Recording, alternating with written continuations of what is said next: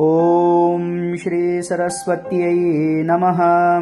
अथ श्री सरस्वती अष्टोत्तरशतनामस्तोत्रम्। अथ ध्यानम्। या कुन्देन्दुतुषारहारधवला, या शुभ्रवस्त्रावृता, या वीणावरदण्डमण्डितकरा, या श्वेतपद्मासना, या ब्रह्माच्युतशङ्करप्रभृतिभिर्देवैः सदा वन्दिता, सा मां पातु सरस्वती भगवती निःशेषजाड्यापहा।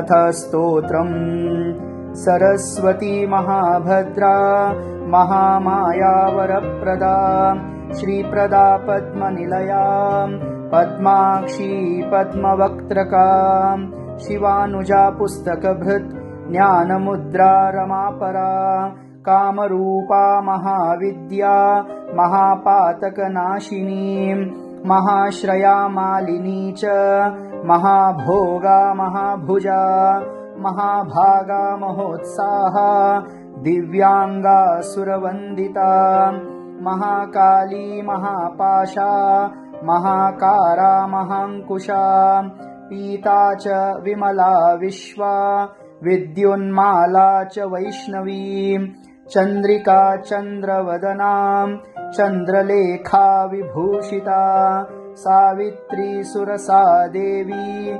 दिव्यालङ्कारभूषिता, वाग्देवी वसुधा तीव्रा, महाभद्रा महाबला, भोगदा भारती भामा, गोविन्दा गोमती शिवा, जटिला विन्ध्यवासा च, विन्ध्याचलविराजिता, चण्डिका वैष्णवी ब्राह्मी, ब्रह्मज्ञानैकसाधना, सौदामिनी सुधामूर्तिः, सुभद्रा सुरपूजिता, सुवासिनी सुनासा च, विनिद्रा पद्मलोचना, विद्यारूपा विशालाक्षी, ब्रह्मजाया महाफला, त्रयीमूर्तित्रिकालज्ञा, त्रिगुणा शास्त्ररूपिणी, शुम्भासुरप्रमथिनी, शुभदा च स्वरात्मिका,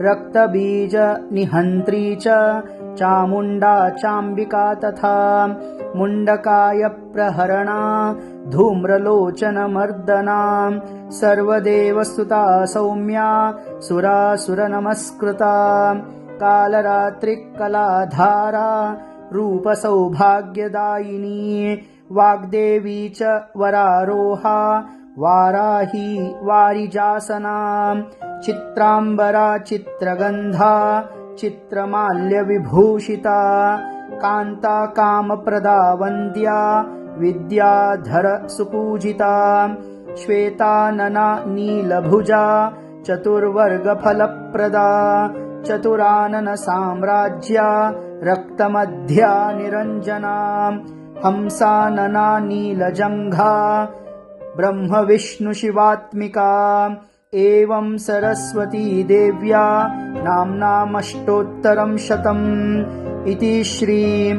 सरस्वती अष्टोत्तर शतनामस्तोत्रम् सम्पूर्णम्।